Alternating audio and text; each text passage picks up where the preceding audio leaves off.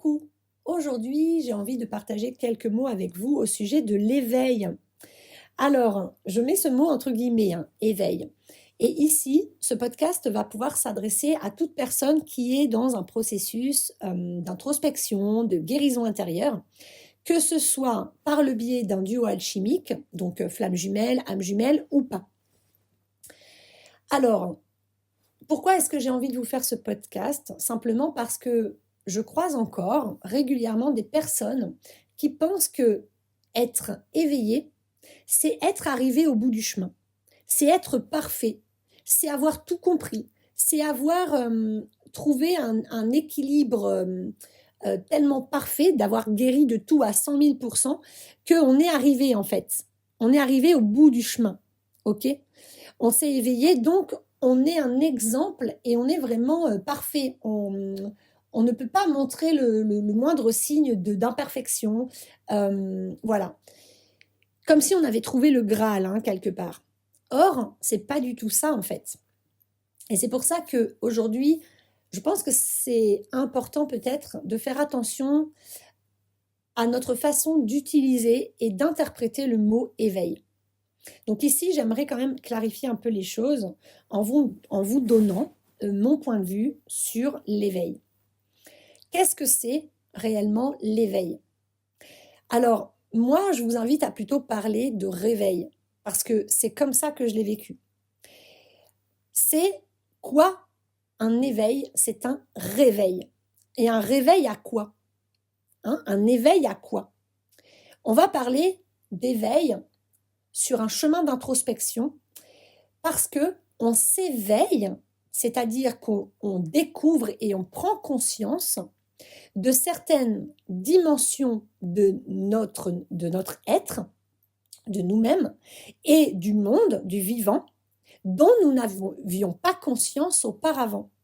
Parce que nous naissons dans une société actuellement, dans un paradigme qui fait tout pour nous couper de notre véritable nature, qui fait tout pour nous couper de notre pouvoir créateur et de notre liberté d'être multidimensionnel, ok, de notre épanouissement, de notre bien-être, parce que quand on est bien, quand on est aligné, qu'on est complet dans notre unicité, qu'on est en équilibre, ou qu'on est en recherche d'équilibre, qu'on est bien installé dans nos consciences, c'est-à-dire qu'on a conscience d'être un être multidimensionnel qui existe sur 4 plans et qu'on a appris depuis tout bébé à vivre avec et à maîtriser ces plans. En tout cas, à vivre en conscience avec ces plans et à les développer et à développer nos consciences, nos intelligences.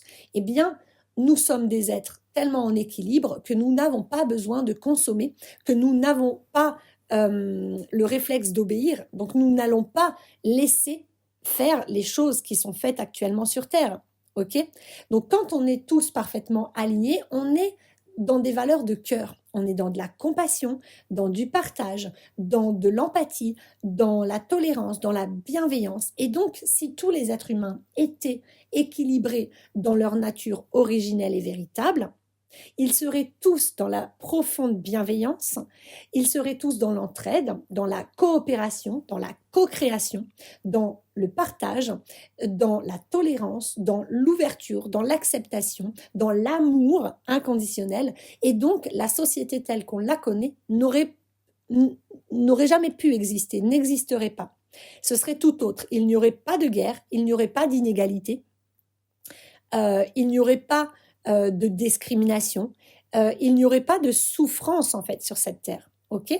Il y aurait de la douleur par moment parce que la vie, c'est un cycle et nous venons expérimenter une vie d'individu dans la matière tout en étant relié à la conscience universelle, relié au grand tout, mais nous venons expérimenter une expérience terrestre dans un corps de matière qui nous limite, alors que nous sommes une âme, un être, une conscience illimitée, ok, dans un champ des possibles infini, et nous avons un très puissant pouvoir créateur, donc c'est-à-dire ce pouvoir de manifester la vie de nos rêves. Et pour la manifester, il s'agit de trouver l'équilibre entre ce corps de matière, ces plans de nous physiques et mental qui sont les deux aspects de nous, yang, qui sont des aspects terrestres et concrets, ok, plutôt denses, et les deux aspects de nous émotionnels et énergétiques et vibratoires, qui sont notre aspect plus subtil, notre aspect plus yin, et qui se complètent, ok. Ces deux aspects de nous, ces quatre plans, hein, donc deux yang et deux yin, se complètent. Et l'équilibre, l'épanouissement, l'harmonie, l'accomplissement, c'est quoi? Le bien-être, le bonheur, eh bien, c'est de trouver notre équilibre au centre de ces plans, au centre de ces deux énergies qui nous traversent, donc yin et yang, au centre de nos quatre plans, de nos quatre consciences, et se laisser traverser, accueillir que nous sommes un être en mouvement, en perpétuelle évolution, un être cyclique qui est traversé en permanence par une alternance perpétuelle entre ces deux polarités, yin et yang. L'idée, c'est de trouver l'équilibre et l'harmonie en soi. Et quand on est dans cet équilibre et dans cette harmonie, nous n'avons pas peur. Nous n'avons pas d'angoisse, nous n'avons pas de regrets parce que nous ne regardons plus le passé et nous n'attendons pas l'avenir. Nous savons vivre au présent. Nous sommes connectés au moment présent, à notre nature multidimensionnelle. Voilà, à chaque instant, nous sommes connectés à nos besoins et nous y répondons par nous-mêmes. Donc, nous sentons que nous sommes en sécurité. Nous sommes connectés à nos limites et nous les respectons et nous les faisons respecter. Nous savons nous positionner, dire non, dire notre vérité. Et donc, eh bien, nous n'avons pas peur d'exister, nous n'avons pas peur du regard des autres. Nous sommes un être libre. Libre et totalement aligné à nos valeurs profondes et intrinsèques, totalement aligné dans cet alignement, cet axe esprit, cœur, corps, ok. Et donc nos actes, nos paroles, etc., tout sera aligné en fait à notre vérité intérieure. Et donc, quand on est dans cet état de plénitude, de complétude, eh bien, nous sommes en harmonie. Et quand nous sommes dans cette harmonie, nous sommes dans notre unicité. Et quand nous sommes dans notre unicité, nous avons un grand pouvoir de manifestation. Ok? Et nous sommes en équilibre. Et donc, nous ne vivons pas de mal-être. Nous ne vivons pas de souffrance. Alors oui, comme je le disais tout à l'heure, pour terminer, nous allons vivre par moments des douleurs. C'est normal de vivre une douleur quand on se fait mal, quand on perd quelqu'un que l'on aime, etc.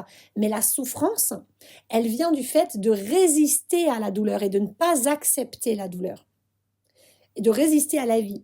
La souffrance, elle vient aussi du fait de se séparer, de se diviser en morceaux à l'intérieur de soi, de rejeter des parts de soi, d'ignorer, de refouler, de se couper de certaines parts de soi. La souffrance, elle vient du fait que cette société nous a formatés, eh bien, pour que nous nous divisions à l'intérieur. Nous avons écrasé notre yin souvent, surdéveloppé notre yang, ou bien écrasé les deux. De plus en plus, on voit ça. Nous avons des enfants blessés, des parties de nous qui sont restées blessées depuis l'enfance et qui du coup n'ont pas pu grandir avec nous, donc qui se sont séparés de nous, des parts de nous que nous rejetons, que nous fuyons et nous rejetons des fois nos rêves, nos valeurs, nos aspirations, nos réelles envies, on s'interdit le plaisir, on s'auto-sabote, on divise le cœur et l'ego, alors que l'ego est censé être au service du cœur et les deux sont censés fonctionner main dans la main, puisque le cœur, c'est le yin, le féminin sacré, et l'ego représente le mental, masculin sacré. Et les deux sont censés vraiment s'accorder, fusionner, être dans l'amour inconditionnel l'un de l'autre, c'est-à-dire, je suis ta polarité contraire, oui, tu es ma polarité contraire, et ensemble, nous nous apportons ce que nous ne possédons pas, et nous nous enrichissons mutuellement, et nous grandissons, et nous coopérons ensemble, ok? Donc, l'idée, c'est de comprendre que la souffrance vient du déséquilibre intérieur. La souffrance vient du fait que nous sommes vraiment coupés de certaines parts de nous. Nous sommes désalignés à l'intérieur, ok? Notre corps, donc nos actions, notre esprit, donc nos pensées, et notre cœur, donc nos émotions, ne sont pas alignés, ok? Et donc, tout ça crée de la souffrance. La souffrance vient du fait de ne pas avoir été pris en charge lorsque nous avons vécu des traumatismes, de ne pas avoir été accueillis dans nos émotions et de continuer de rejeter nos émotions parce que nous avons la croyance que les émotions, c'est dangereux, c'est mal, c'est malvenu, ça nous rend indésirables, ça nous rend bon à rien, pas à la hauteur, nul, inintéressant, etc. Et ça fait qu'on ne nous aime pas, ça fait qu'on nous rejette, ça fait qu'on nous trahit, ça fait qu'on nous blesse en fait. Mais là, la souffrance, elle vient vraiment du fait d'être désaligné, d'être coupé d'une ou de plusieurs parts de nous. Elle vient du fait de ne pas laisser circuler en nous cette alternance naturelle yin-yang, cette vie, cette énergie vitale universelle qui est la base de notre existence, qui est notre essence divine, qui est ce qui nous permet d'être animés et qui est notre essence originelle et pure, hein, c'est l'essence de notre âme. Voilà, donc quand on est dans la souffrance, dans le désalignement, dans la scission intérieure, dans la division, qu'on se rejette, qu'on se refoule, qu'on se force, qu'on s'empêche, qu'on s'interdit, qu'on s'auto-sabote, qu'on s'auto-détruit, qu'on s'hyper-contrôle, qu'on s'hyper-adapte, etc., eh bien alors, dans ce cas-là, nous engendrons de la souffrance et nous l'entretenons. Et quand on est dans cette souffrance, donc quand on est désaligné, eh bien alors, on va consommer, parce qu'on va chercher à se consoler, on va chercher du bien-être, on va chercher du plaisir, on va chercher de la douceur, on va chercher à se remplir, on va chercher à se consoler. Et dans cette société, tout est fait pour ça. Tout est fait pour qu'on soit dans la souffrance, dans le mal-être, pour que nous allions consommer, c'est-à-dire donner notre argent pour acheter des choses qui vont nous apporter un plaisir illusoire, une consolation éphémère, illusoire, et donc nous allons devenir addicts parce que cette sensation de bien-être éphémère, nous allons avoir besoin de la vivre et de la revivre et de la revivre et de la revivre de plus en plus parce que cette souffrance grandit, tant qu'on ne va pas s'éveiller, se réveiller et guérir, hein, je vous en parle après, cette souffrance va grandir tant qu'on n'en prend pas conscience et qu'on ne fait rien pour changer les choses.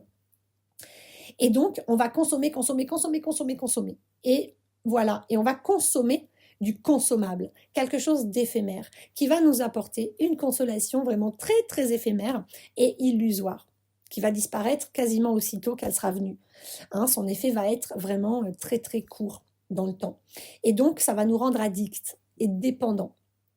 Donc, on peut consommer du porno, du sexe, on peut consommer des drogues, on peut consommer la cigarette, l'alcool, le sucre, on peut consommer, être addict aux jeux d'argent, on peut consommer de la nourriture en quantité, on peut consommer des achats, avoir des achats compulsifs, etc., etc.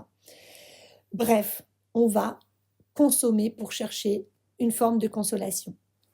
Ça, c'est quand on n'est pas éveillé. C'est quoi s'éveiller ?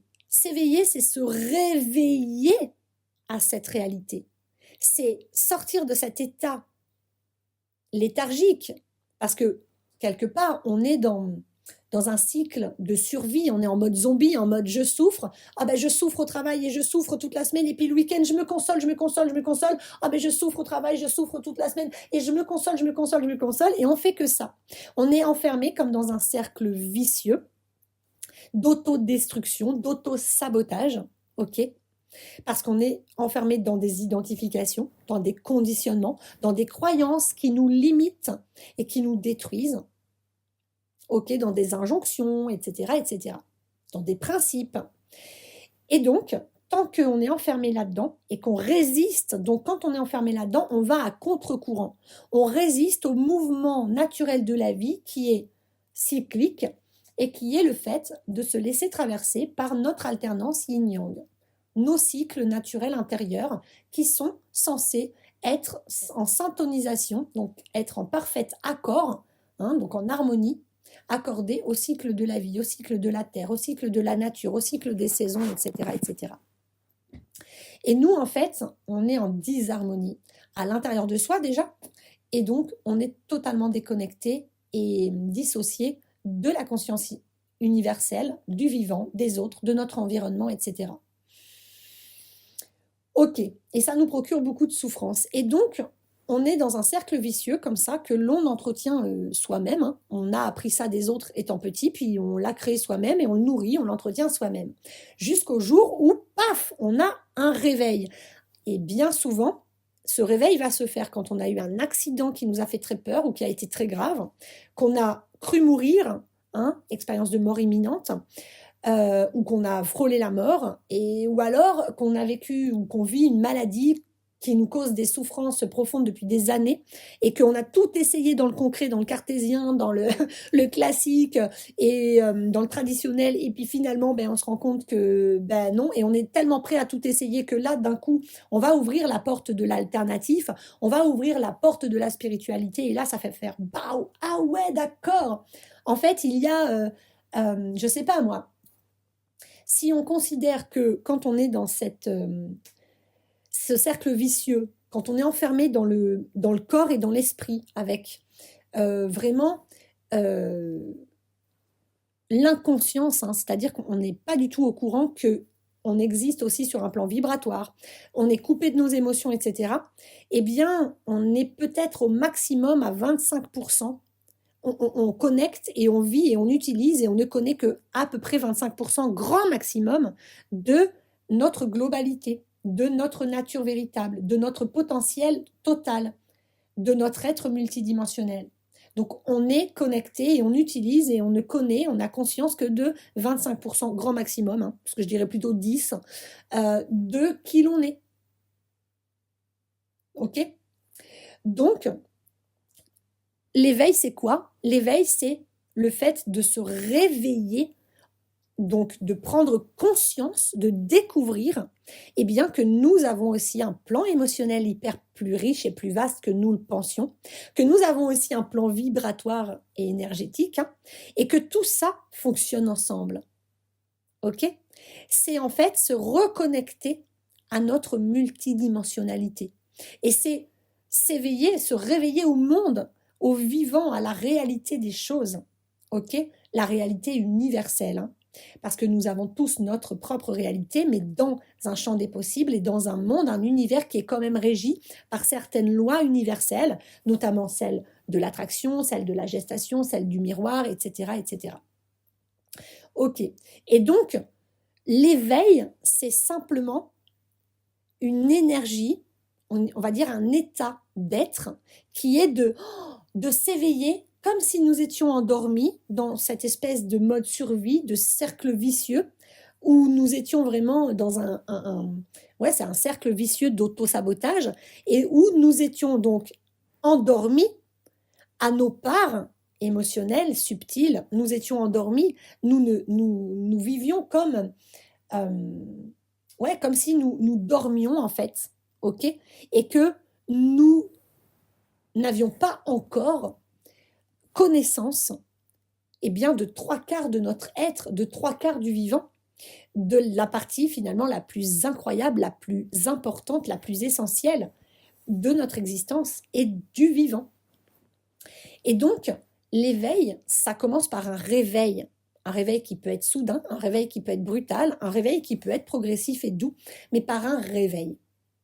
On se réveille, on sort de ce mode survie, zombie, de ce mode ça va pas, je souffre, je me console, je souffre, je me console, ok?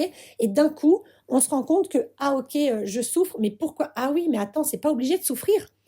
C'est pas obligé de souffrir. Oh là là, d'accord. Ah mais attends, je souffre parce que ah d'accord, parce que finalement j'ai appris ça, je crois ça, mais en fait c'est pas ma réalité, etc., hein. Et là on commence à se réveiller. Et donc on va, la plupart du temps, quand on se réveille, on va prendre un chemin d'éveil. Donc on peut parler de chemin d'éveil, mais l'éveil ne s'atteint pas. C'est pas un point qu'on atteint et un jour, ah, on est éveillé, ça y est, on a tout fini, on n'a plus rien à faire. On a tout compris de la vie. Ben non, on n'a jamais tout compris de la vie. La vie étant perpétuelle, hein, la vie c'est la conscience universelle, elle est en perpétuelle évolution, en perpétuel mouvement. Donc en fait, la vie n'est jamais terminée. Le champ des possibles, il est infini. Infini, ça veut dire il n'y a pas de point de départ, mais il y a surtout, il n'y a pas de point d'arrivée. Donc tu seras jamais éveillé, entre guillemets, dans le sens arrivé. Par contre, tu peux être éveillé dans le sens accompli. Et l'accomplissement, il a plusieurs paliers. Ok, tu peux être accompli dans un rêve, avoir accompli un rêve, avoir accompli une mission. Tu peux être accompli sur le plan peut-être du foyer, de la famille, sur le plan personnel, sur le plan amoureux ou sur le plan professionnel et ne pas être accompli encore sur les autres. Donc, l'éveil, pour moi, c'est plutôt un chemin d'éveil qui, au début, commence par un réveil et ensuite, il est suivi par un chemin d'éveil sur lequel on se révèle à soi-même, puisqu'on vit pas mal de révélations. Ce sont des découvertes qui nous révèlent petit à petit, progressivement, un pas après l'autre, parce qu'il faut y aller en douceur. Hein. Il y a quand même, moi je vois mon chemin, au début, ce que je suis capable de connecter aujourd'hui, de voir, de sentir, de vivre, et qui pour moi est une évidence, il y a encore un an, ou il y a 5 ans, il y a 10 ans, j'aurais jamais été prête à l'entendre, je l'aurais rejeté. Donc, on va à notre rythme, on progresse, chacun a un rythme qui est propre à soi, tous les rythmes sont bien, sont OK, enfin, il n'y a même pas de bien ou de mal, c'est parfait. On évolue tous à notre rythme et on est légitime dans notre rythme. Et en fait, donc, on se réveille, puis on se révèle à soi-même tout au long de notre vie. Et en fait, on est en chemin d'éveil pour la vie. Et sur ce chemin d'éveil, eh bien, on apprend. On apprend le vivant, comment ça fonctionne. On apprend qu'on est un être multidimensionnel. On apprend à se connaître, à se comprendre, à se pardonner, à s'aimer, à se respecter, à s'honorer. Et puis donc, on apprend à respecter, honorer, aimer l'autre dans sa différence. On apprend à s'accorder, on apprend à communiquer, on apprend à relationner depuis un espace de plein en soi. Parce qu'on apprend à se donner ce dont on a besoin, on apprend à s'épanouir, on apprend à se valoriser, à reconnaître notre véritable valeur, on apprend à briller, on apprend finalement, eh bien, on apprend à être soi-même, on apprend le bonheur. Et donc pour ça, on va passer par des périodes où on va déconstruire tout ce qu'on a construit, on va déconstruire, déposer toutes nos anciennes croyances, identifications, etc., qui nous limitaient, toutes les cases dans lesquelles on s'enfermait, toutes les zones de confort dans lesquelles on se barricadait pour se protéger, et on va gagner en confiance en soi, en estime de soi. On va reconstruire notre sécurité intérieure, notre stabilité émotionnelle et affective.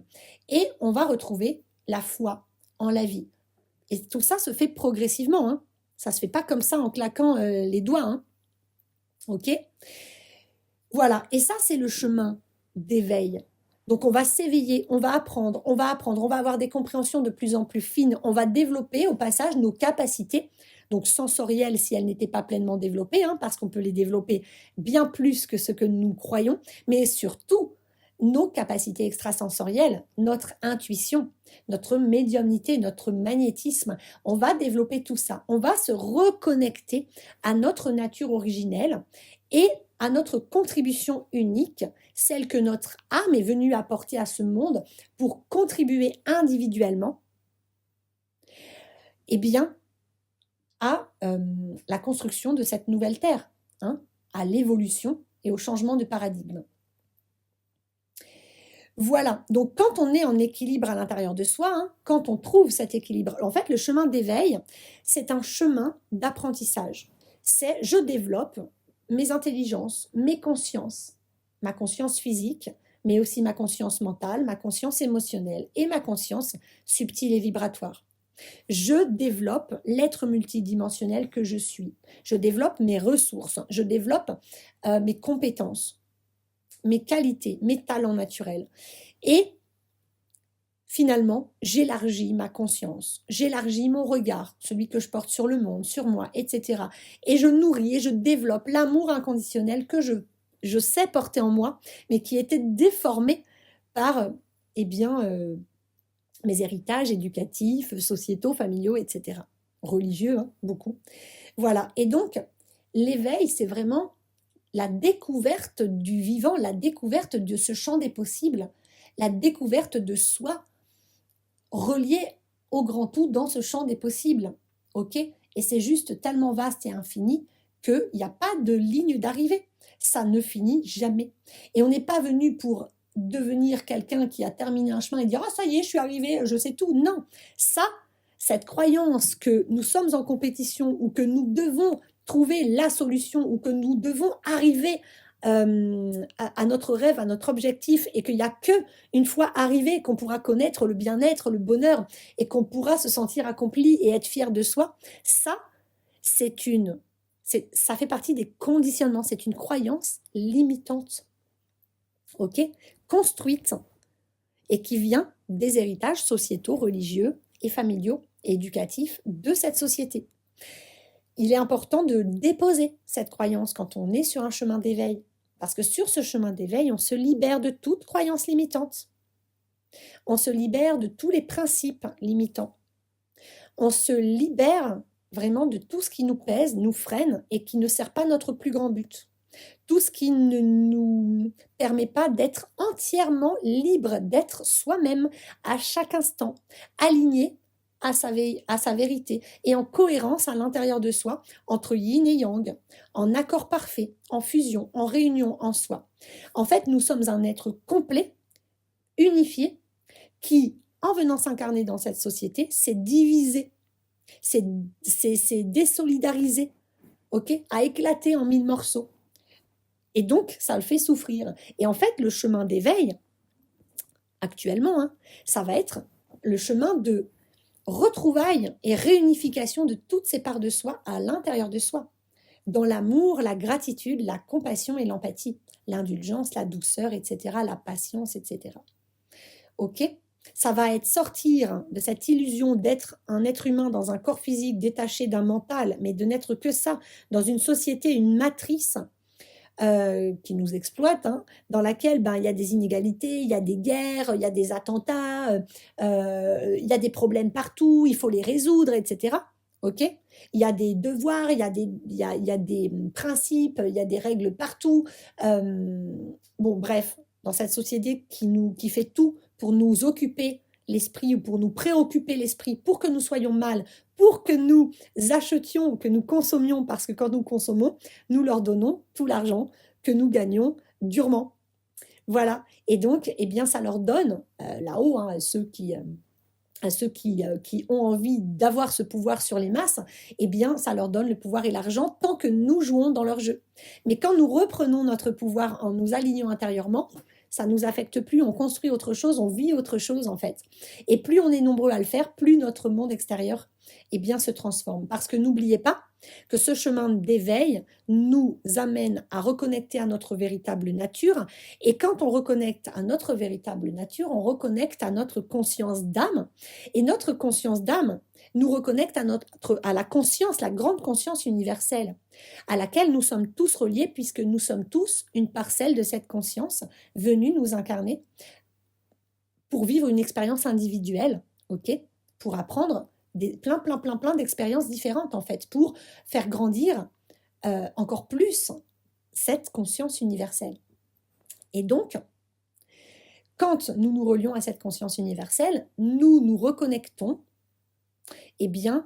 à cette réalité qui est que nous sommes venus à cette époque nous incarner pour changer le monde. Et que le changement du monde, il se fait justement en s'éveillant, c'est-à-dire en se réveillant, en déposant tout ce qui est obsolète et qui ne nous sert pas, qui n'est pas aligné, qui ne sert pas notre plus grand but, notre plus grand bien, tout ce qui n'est pas bon et juste pour soi, tout ce qui est de l'ordre de l'ancien paradigme, pour changer intérieurement notre paradigme intérieur. On retrouve l'harmonie, l'équilibre, nos valeurs, etc., la complétude, la plénitude, et alors là, notre monde extérieur se met à changer. Nous n'attirons plus les mêmes personnes, nous n'attirons plus les mêmes expériences, nous ne pensons plus les mêmes choses, nous ne croyons plus les mêmes choses, notre réalité intérieure change, et donc notre réalité extérieure change avec elle.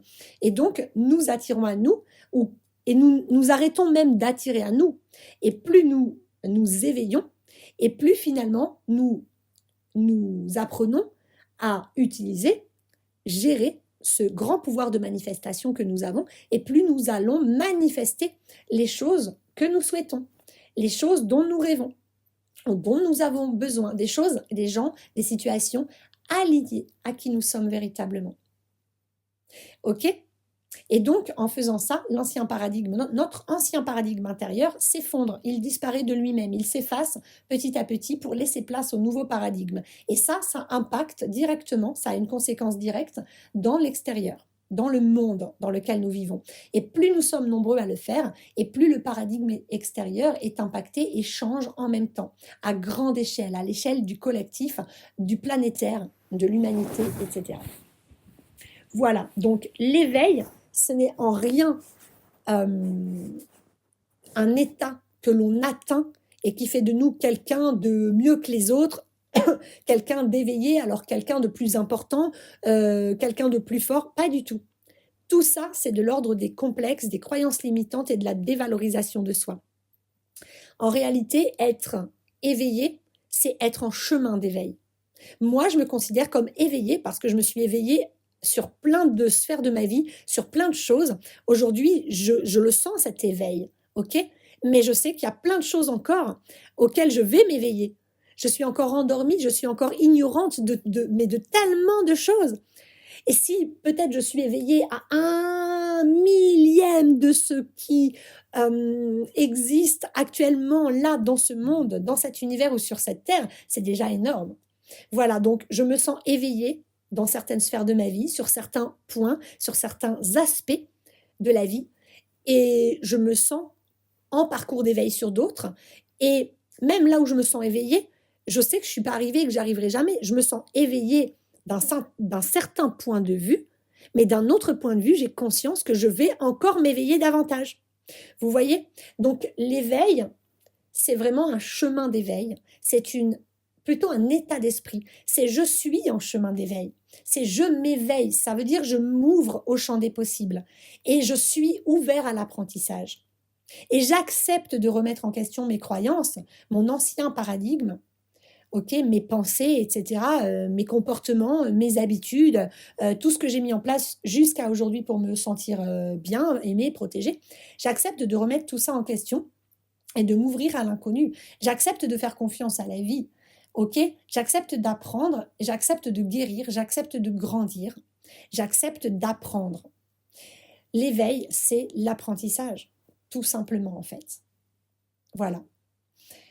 Et l'éveil spirituel, c'est vraiment se réveiller au plan spirituel, à l'aspect spirituel de la vie, du monde et de soi-même, des êtres vivants, et se révéler à soi-même dans notre part spirituelle. Voilà. Et cette révélation à soi, elle est infinie. On se révèle à soi et ensuite, eh bien, on n'est plus trop dans la révélation, mais on va continuer de se développer. On va être dans le développement spirituel. On va être plutôt dans une énergie de maintenant que je me suis révélée à moi et que je sais que toutes ces sphères-là existent, eh bien, je vais continuer de plonger au cœur de ces sphères-là, de les développer, de les déployer. Je vais aller vers la maîtrise, en fait. Ok, je vais apprendre à maîtriser. Je vais vivre pleinement, en étant pleinement moi. Ok, en tout cas, je fais de mon mieux. Et on n'est jamais arrivé. Voilà, donc, je voulais vraiment vous faire ce petit podcast pour vous donner mon point de vue parce que c'est vraiment dommage de croire, par exemple, si vous m'écoutez, peut-être certains d'entre vous se sont déjà dit « Oh là là, oui, qu'est-ce qu'elle est éveillée ?» Oui, alors oui, qu'est-ce que je suis éveillée par rapport à certaines personnes qui m'écoutent? C'est vrai, certes, sur certains points, mais je suis pas éveillée à tout. J'ai encore énormément à apprendre et j'en ai conscience. Et je pense que c'est quand même important de garder une forme d'humilité sur ce parcours d'éveil et de ne pas tomber dans ce piège de l'ego qui est de croire, et moi j'ai croisé des personnes comme ça, et peut-être que je l'ai été aussi personnellement, hein, qui est de tomber dans une forme un peu de prétention, même si on n'en a pas conscience, hein, parce qu'on ne le fait pas consciemment, on le fait parce que c'est une déformation, un conditionnement que l'on porte en soi qui est lié à nos blessures, à nos traumas, à notre vécu et qui est un mécanisme de défense. Mais on peut tomber dans un piège de l'ego qui va être de croire « Ah, mais parce que moi j'ai compris ça, parce que moi j'ai dépassé telle étape, parce que moi je sais ça, parce que moi je suis éveillée, alors je suis meilleure que toi. » Ça, non. Moi, je ne l'ai jamais pensé. Mais peut-être des personnes en face de moi ont pu avoir l'impression que je le pensais, parce qu'il y a eu des moments où j'ai découvert des choses et où, waouh, j'étais persuadée d'avoir tout compris sur cette chose-là. Même si, au fond de moi, je savais que j'avais encore 1000 choses à apprendre, je pensais quand même avoir été au bout de certains sujets, de certains processus de guérison et de transmutation. Et puis, la vie m'a montré que non. La vie m'a bien fait comprendre que l'évolution, elle ne s'arrête jamais. L'éveil ne s'arrête jamais. Il n'y a pas d'arrivée, il n'y a pas de fin. Voilà. L'important, c'est d'être en chemin. L'important, c'est d'être dans cette volonté de continuer d'apprendre, de continuer de s'éveiller, de continuer de faire grandir notre conscience, pour faire grandir la conscience universelle. Surtout actuellement, dans l'entrée dans la nouvelle ère du Verseau, où nous sommes tous venus ici, artisans de lumière, donc les personnes qui écoutaient mes podcasts, nous sommes tous des âmes venues s'incarner volontairement pour œuvrer au changement de paradigme et créer ensemble la nouvelle Terre. Et nous sommes en train de le faire, ne l'oubliez pas, chaque petit pas que nous faisons vers soi-même, chaque petit éveil sur ce chemin d'éveil, chaque réveil, chaque révélation à soi est un pas qui sert non seulement notre âme dans notre individualité, dans notre expérience, mais qui nourrit et sert le collectif et la conscience universelle. Voilà. Je vous remercie de m'avoir écouté jusque-là. J'espère que ce podcast vous aura apporté des pistes de compréhension ou peut-être des clés sur votre propre chemin de guérison. Et si vous voulez me soutenir, merci de cliquer sur le petit pouce vers le haut, de vous abonner à ma chaîne pour me montrer que mes partages vous plaisent et que vous souhaitez que je continue. Vous pouvez également laisser un commentaire constructif et bienveillant si le cœur vous en dit. Ça me fera toujours plaisir de vous lire et de vous répondre. Je vous envoie tout plein d'amour et je vous dis à bientôt. Bye bye!